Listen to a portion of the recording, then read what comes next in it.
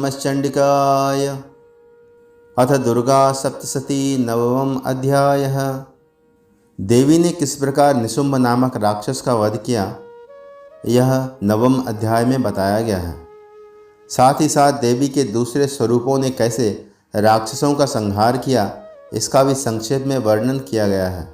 राजा सूरत ने कहा, भगवान, आपने रक्तबीज के वध से संबंध रखने वाला देवी चरित्र का यह अद्भुत महात्म्य मुझे बतलाया। अब रक्तबीज के मारे जाने पर क्रोध में भरे हुए शुंभ और निशुंभ ने जो कर्म किया उसे मैं सुनना चाहता हूँ। मेधा ऋषि कहते हैं, राजन, युद्ध में रक्तबीज तथा अन्य दैत्यों के मारे जाने पर शुंभ और निशुंभ के क्रोध की सीमा न रही।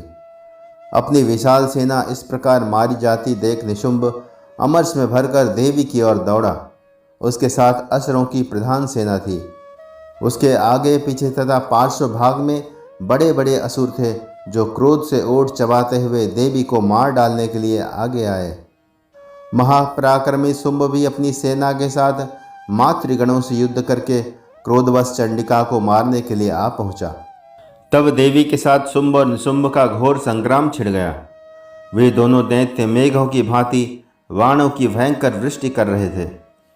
उन दोनों के चलाए हुए बाणों को चंडिका ने अपने बाणों के समूह से तुरंत काट डाला और शस्त्र समूहों की वर्षा करके उन दोनों दैत्यपतियों के अंगों में भी चोट पहुंचाई। निशुंभ ने तीखी तलवार और चमकती हुई ढाल लेकर देवी के वाहन सिंह के मस्तक पर प्रहार किया। अपने वाहन को चोट पहुंचने पर देवी ने क्षुरप्र नामक बाण से निशुंभ की तलवार तुरंत ही काट डाली और उसकी ढाल को भी, जिसमें 8 चांद जड़े थे, खंड खंड कर दिया। ढाल और तलवार के कट जाने पर उस असुर ने शक्ति चलाई। देवी ने चक्र से उसके भी 2 टुकड़े कर दिए। अब तो निशुंभ क्रोध से जल उठा और उस दानव ने देवी को मारने के लिए सूल उठाया, किंतु देवी ने समीप आने पर उसे भी मुक्के से मारकर चूर कर दिया। तब उसने गदा घुमाकर चंडी के ऊपर चलाई, परंतु वह भी देवी के त्रिशूल से कटकर भस्म हो गई। तदंतर दैत्यराज निशुंभ को फरसा हाथ में लेकर आते देख देवी ने बाण समूहों से घायल कर उसे धरती पर सुला दिया। उस भयंकर पराक्रमी भाई निशुंभ के धराशायी हो जाने पर शुंभ को बड़ा क्रोध हुआ और अंबिका का वध करने के लिए वह आगे बढ़ा। रथ पर बैठे बैठे ही उत्तम आयुधों से सुशोभित अपनी बड़ी बड़ी 8 अनुपम भुजाओं से समूचे आकाश को ढककर वह अद्भुत शोभा पाने लगा। उसे आते देख देवी ने शंख बजाया और धनुष की प्रत्यंचा खींचकर गर्जना की। साथ ही अपने घंटे के शब्दों से, जो समस्त असुर सैनिकों का तेज नष्ट करने वाला था, संपूर्ण दिशाओं को व्याप्त कर दिया। तदंतर सिंह ने भी अपनी दहाड़ से, जिसे सुनकर बड़े बड़े गजराजों का महान मद दूर हो जाता था, आकाश, पृथ्वी और 10 दिशाओं को गुंजा दिया। फिर काली ने आकाश में उछलकर अपने दोनों हाथों से पृथ्वी पर आघात किया। उससे ऐसा भयंकर शब्द हुआ जिससे पहले के सभी शब्द शांत हो गए। तत्पश्चात शिवदूती ने दैत्यों के लिए अमंगलजनक अट्टहास किया। इन शब्दों को सुनकर समस्त असुर थर्रा उठे, किंतु शुंभ को बड़ा क्रोध हुआ। उस समय देवी ने जब शुंभ को लक्ष्य करके कहा, ओ दुरात्मन, खड़ा रह, खड़ा रह, तभी आकाश में खड़े हुए देवता बोल उठे, जय हो, जय हो। शुंभ ने वहां आकर ज्वालाओं से युक्त अत्यंत भयानक शक्ति चलाई। अग्निमय पर्वत के समान आती हुई उस शक्ति को देवी ने काट दिया। उस समय शुंभ के सिंहनाद से तीनों लोक गूंज उठे। राजन, उस प्रतिध्वनि से वज्रपात के समान भयानक शब्द हुआ। शुंभ के चलाए हुए बाणों को देवी ने और देवी के चलाए हुए बाणों को शुंभ ने सैकड़ों टुकड़े कर दिए। तब क्रोध में भरी हुई चंडिका ने शुंभ को शूल से मारा। उसके आघात से मूर्छित हो वह पृथ्वी पर गिर पड़ा। इतने में ही निशुंभ को चेतना हुई और उसने धनुष हाथ में लेकर बाणों से देवी काली तथा सिंह को घायल कर डाला। फिर उस दैत्यराज ने 10,000 बाहें बनाकर चक्रों के प्रहार से चंडिका को आच्छादित कर दिया।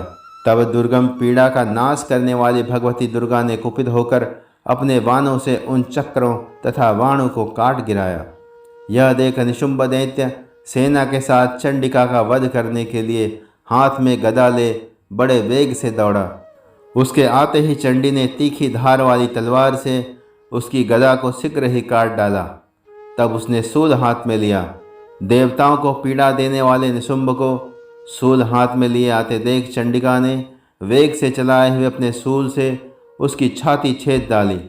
शूल से विदीर्ण हो जाने पर उसकी छाती से एक दूसरा महाबली एवं महापराक्रमी पुरुष खड़ी रह कहता हुआ निकला। उस निकलते हुए पुरुष की बात सुनकर देवी ठठाकर हंस पड़ी और खड़ग से उन्होंने उसका मस्तक काट डाला। फिर तो वह पृथ्वी पर गिर पड़ा। तदंतर सिंह अपने दाढ़ों से असुरों की गर्दन कुचलकर खाने लगा। यह बड़ा भयंकर दृश्य था। उधर काली तथा शिवदूती ने भी अन्यान्य दैत्यों का भक्षण आरंभ किया। कौमारी की शक्ति से विदीर्ण होकर कितने ही महादैत्य नष्ट हो गए। ब्रह्माणी के मंत्रयुक्त जल से निस्तेज होकर कितने ही भाग खड़े हुए। कितने ही दैत्य माहेश्वरी के त्रिशूल से छिन्न भिन्न हो धाराशायी हो गए। वाराही के शस्त्रों के आघात से कितनों का पृथ्वी पर कचूमर निकल गया। वैष्णवी ने भी अपने चक्र के दानवों के टुकड़े टुकड़े कर डाले। इंद्र के हाथ से छूटे हुए वज्र से भी कितने ही प्राणों से हाथ धो बैठे। कुछ असुर नष्ट हो गए, कुछ उस महायुद्ध से भाग गए तथा कितने ही काली शिवदूती तथा सिंह के ग्रास बन गए। इस प्रकार श्री मार्कंडेय पुराण में सावर्णिक मनवंतर की कथा के अंतर्गत देवी महात्म्य में निशुंभ वध नामक 9वां अध्याय पूरा हुआ। ओम नमः चंडिकाय। ओम नमः चंडिकाय। ओम नमः चंडिकाय।